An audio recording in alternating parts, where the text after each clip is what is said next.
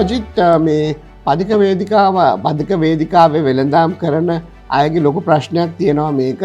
ඒගොල්ලන්ට කඩ හදලා දීලා මේ මාකට් වල ඒවා නිසි ලෙස නඩත්තු නොකිරීම හා ඒවට පාරිභෝගිකයන් නොපැමිණීමේ ලොකු ප්‍රශ්නයක් තිබෙනවා. මුලින්ම පොලිසියෙන් තමුන්වහන්සේලා එනවා නම් මුලින්ම අල්ලස් දෙන්න එපා.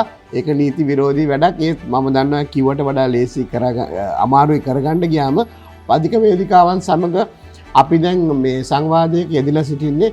එතකොට මේ පිටකොටුවේ සිට බොරැල්ල මරදානේ ඒ ප්‍රදේශවල ඉන්න පදික වේදිකාවන් සමග අපි සාකච්ඡාවට දෙකක් පවත්වන තියෙනවා. මුජිබ් රහ්මාන් ඇමතිතුමාගේ ප්‍රධානත්වයෙන් ඔබතුමන්ලාගේ දුක අපිට තේරෙනවා.